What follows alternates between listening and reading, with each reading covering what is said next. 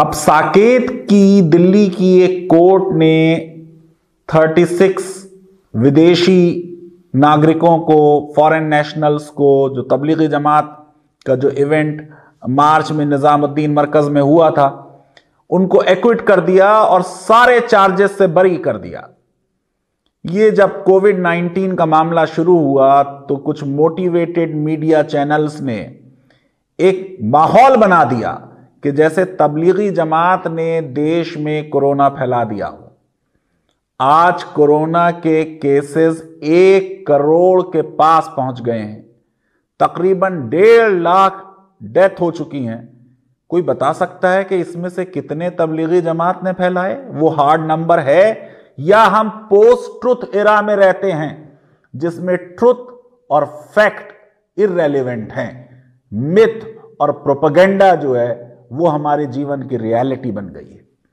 तकलीफ जब हुई जब बहुत से लिबरल्स और बहुत से मुस्लिम्स ने भी बहुत जल्दी की तबलीगी जमात को कंडेम करने में।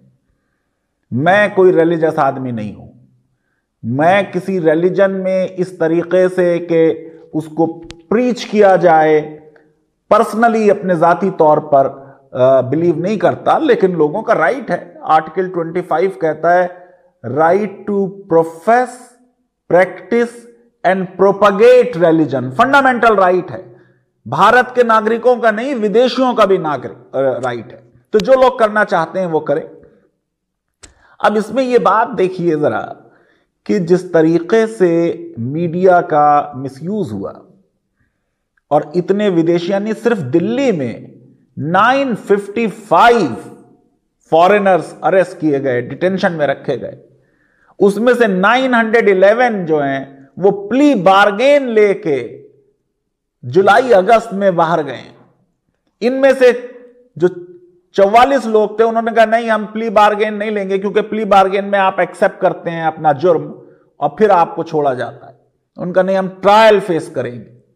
मैं समझता हूं कि चाहे औरंगाबाद हाई कोर्ट या कर्नाटका हाई कोर्ट या और देश की तमाम अदालतों के जो फैसले तबलीगी जमात के बारे में आ रहे हैं, उसमें सबसे ज्यादा जो बात साबित हो रही है वो हमारे जजेस की इंडिपेंडेंस, हमारे देश का रूल ऑफ लॉ।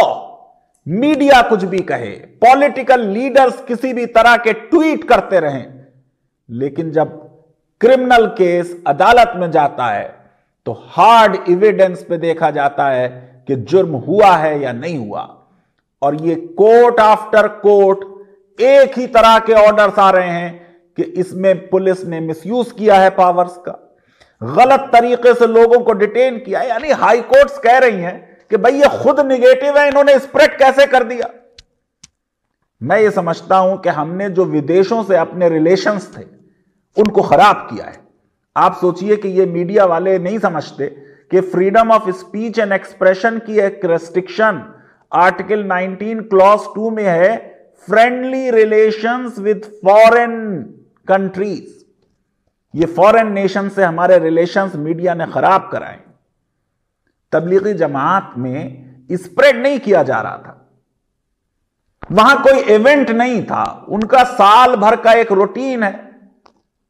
जगह जगह से जमातें आती हैं, रिव्यू करते हैं कि पिछले साल में क्या हुआ। हर वक्त मरकज में एक 3-4 हजार 5 हजार लोग रहते हैं। फिर भी मैं कहता हूं कि तबलीगी जमात की यह गलती थी कि चाहे मार्च 14 से पहले कोई फॉरेनर के इंडिया में आने पे सरकार ने बैन नहीं लगाया था, तब भी उनको हालात को देखते हुए सरकार की तरफ ना रुख करते हुए अपने आप एक डिसीजन लेना चाहिए था कि ये सारी एक्टिविटीज को रोक दिया जाए। क्योंकि मलेशिया में और इंडोनेशिया में भी जो इज्तिमा हुआ उससे कुछ लोगों को कोरोना के बारे में कहा जाता है कि उनको उससे हो गया। तो यहां उनकी उस तरीके की गलती है। लेकिन यह देखिए कि किसी भी केस में एविडेंस नहीं है, उनको हमने सुपर स्प्रेडर कह दिया। कितने टेंपल्स में, महाराष्ट्र में गुरुद्वारे में, चर्चेज में, साउथ कोरिया में, सिनागॉग्स में। अरे भाई, रिलीजियस लोग जो हैं वो उतने रैशनल तरीके से, साइंटिफिक तरीके से नहीं सोचते। जब हमारे पॉलिटिकल लीडर्स जो हैं वो रिलीजन को इस्तेमाल करते हैं पॉलिटिकल पर्पसेस के लिए, तो ये तो रिलीजियस लोग हैं। अब आप ये देखिए कि इन लोगों में काफी को डिस्चार्ज कर दिया गया था। पहले चार्जेस थे कि साहब इन्होंने वीजा नॉर्म्स का वायलेशन किया, इन्होंने फॉरेनर्स एक्ट का वायलेशन किया, section 14 clause 1 sub clause B का, सेक्शन 270 कि इन्होंने इंफेक्शियस डिजीज को, मैलिग्नेंट इंफेक्शियस डिजीज को जो डेंजरस टू लाइफ है स्प्रेड किया, section 271 disobedience to quarantine rule. अरे भाई ये मरकज खुद क्वारंटाइन सेंटर बन गया था। कितनी मस्जिदों को सरकार ने खुद क्वारंटाइन सेंटर बनाया, वहां जितने लोग थे जैसे ही लॉकडाउन अनाउंस हुआ वो सब के सब वहीं रह गए। कोशिश की गई, बसेस का अरेंजमेंट किया गया, पेट्रोल का अरेंजमेंट किया गया, एसडीएम से परमिशन मांगी गई, लेकिन वो परमिशन नहीं मिली, तो उन्होंने फैलाया नहीं, वो वहीं पे रुके रहे। और शहरों में और सिटीज में भी जो मस्जिदों में इस तरीके से लोग रुके हुए थे, वो मस्जिद उस वक्त के लिए क्वारंटाइन सेंटर बन गई थी, क्योंकि कोई बाहर से आके नमाज नहीं पढ़ रहा था। ये 36 फॉरेनर्स एक दो कंट्रीज के नहीं, 14 कंट्रीज के नेशनल्स हैं, जिनको हमने महीनों इलीगल डिटेंशन में रखा है। और मैं ये समझता हूं कि ये बात सही नहीं है। जब इनको डिस्चार्ज किया गया, बहुत सौ को डिस्चार्ज कर दिया गया। डिस्चार्ज क्या होता है? कोर्ट चार्ज करने से रिफ्यूज कर देती है कि आपके केस में इतना भी दम नहीं है कि इसका ट्रायल किया जाए। जब उन्हें लगता है कि कोई प्राइमा फेसाई एविडेंस नहीं है, तो केस को आगे नहीं बढ़ाते ट्रायल के लिए, पहले ही डिस्चार्ज कर देते। Chief metropolitan magistrate Gurmohina Kaur ने क्या कहा सुन लीजिए। The entire charge sheet and documents attach thereto neither show his presence और participation at the Markaz during the relevant period. वो था ही नहीं, मरकज मौजूद ही नहीं था। There is also no document on record to suggest he was one of the participants involved in tablighi work, as are the allegations. Neither the copy of register seized and placed on record, मरकज से register जो था वो ले लिया गया था, उसमें भी उसका नाम नहीं, nor the list of SDM providing details of persons who were sent from Markaz either to hospital or quarantine center, or the list of persons who were part of Markaz and were tested for COVID specifically mentions the name of the present accused. जिनको मरकज से rescue करके Covid test किया गया उस list में नाम नहीं, hospital भेजा गया उसमें नाम नहीं, क्वारंटाइन सेंटर भेजा गया उसमें नाम नहीं, जो मरकज में रजिस्टर है उसमें नाम नहीं। मैं ये समझता हूं कि ये इतना पुलिस पावर्स का मिसयूज किया गया, और उसमें अरविंद केजरीवाल की पार्टी भी, गो के पुलिस उनके अंडर में नहीं है। यह भी बात कही गई कि साहब वो होम मिनिस्ट्री के सर्कुलर का वायलेशन था। होम मिनिस्ट्री के वीजा के सर्कुलर में तबलीगी जमात एग्जेम्प्टेड है, उसे रिलीजियस एक्टिविटी नहीं माना जाता। अगर कोई जाके कोई रिलीजियस कांग्रीगेशन कर ले वो प्रोहिबिटेड नहीं है। एक फॉरेनर आया हुआ है, क्रिश्चियन है, संडे हो गया, संडे के दिन वो चर्च चला गया, तो ये वीजा रूल का वायलेशन थोड़ी है। कोई फॉरेनर मुस्लिम है, फ्राइडे आ गया वो प्रेयर करने चला गया, ये वायलेशन नहीं है। सिख है वो गुरुद्वारे चला गया शबद कीर्तन के लिए, वो वायलेशन नहीं है। फिर आप ये देखिए कि बिल्कुल क्लियरली कोर्ट ने आगे कहा कि इन सारे मामलात में कोई प्राइमा फेसाई एविडेंस नहीं है। भैया ये टीवी चैनल नहीं है जिन्हें कोई एविडेंस नहीं चाहिए, अपने दिमाग से जो निकालते हैं स्टोरीज। ये कोर्ट ऑफ लॉ है जिनको सफिशिएंट प्राइमा फेसाई एविडेंस चाहिए।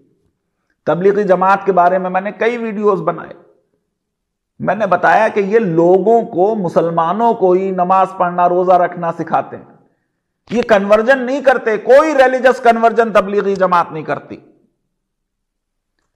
एपिडेमिक डिजीजेज एक्ट में उनका चार्ज था, डिजास्टर मैनेजमेंट एक्ट में के साथ ये ऑब्स्ट्रैक्ट कर रहे हैं, वो चार्ज था। अगस्त 24 को चार्जेस फ्रेम हुए, वो सारे चार्जेस फॉल कर गए। मैं आपको बता चुका हूं कि बहुतों ने प्ली बार्गेन ले ली 911 ने, लेकिन 44 लोगों ने कहा हम ट्रायल फेस करेंगे। और अब इस ट्रायल के बारे में कोर्ट ने कह दिया कि इन सबको एक्विट किया जा रहा है, क्योंकि कोई एविडेंस पुलिस के पास नहीं है कि इन्होंने किसी भी तरीके से कोरोना को फैलाया। यानी हम कहां तक चले गए? मौलाना साद पर कल्पेबल होमिसाइड के चार्जेस, मैंने उस पर आर्टिकल में लिखा था, आपको चैनल पे भी बोला था लीगल अवेयरनेस के, कि ये culpable homicide not amounting to murder नहीं बनता, मेंसरिया का रिक्वायरमेंट पूरा नहीं होता। मैं ये समझता हूं कि इस सारे केस से दो कंक्लूजन ब्रॉड निकलते हैं। एक तो मीडिया हमारा बहुत ही पुअर लाइट में नजर आता है कि ये मीडिया सब कुछ करता है सिवाय जर्नलिज्म के। ये मीडिया जो है ये बिहेव कर रहा है सोसाइटी को डिवाइड करने में, पोलराइज करने में, ये सोसाइटी को जोड़ नहीं रहा, हार्मनी नहीं पैदा कर रहा। और देख लीजिए किसान किस तरीके से गोदी मीडिया का मुखालफत कर रहा है। मीडिया का काम लोगों को जोड़ना है, मीडिया का काम फैक्ट्स बताना है, जजमेंटल नहीं होना है। और दूसरे ये इससे कंक्लूजन निकलता है कि मुझे गर्व है अपने देश की अदालतों पर कि वहां रूल ऑफ लॉ के तहत क्रिमिनल लॉ के एविडेंस एप्रिसिएशन के प्रिंसिपल्स को देखते हुए डिसीजंस दिए जाते हैं। हो सकता है हाई कोर्ट और सुप्रीम कोर्ट के कई डिसीजंस पर लोगों को फ्रस्ट्रेशन होता हो, वो फ्रस्ट्रेशन भी कुछ हद तक जायज है, उसका क्रिटिसिज्म भी लोग करते रहते हैं, लेकिन बाय एंड लार्ज हमारे देश का जो लीगल सिस्टम और जुडिशियल सिस्टम है उसकी फाउंडेशन कॉन्स्टिट्यूशन पे, रूल ऑफ लॉ पे, प्रिंसिपल्स ऑफ लीगैलिटी पे। मैं समझता हूं जो हमारे विदेशों से संबंध खराब हुए पुलिस की वजह से, मीडिया की वजह से, उसको रिपेयर करने की कोशिश करनी चाहिए।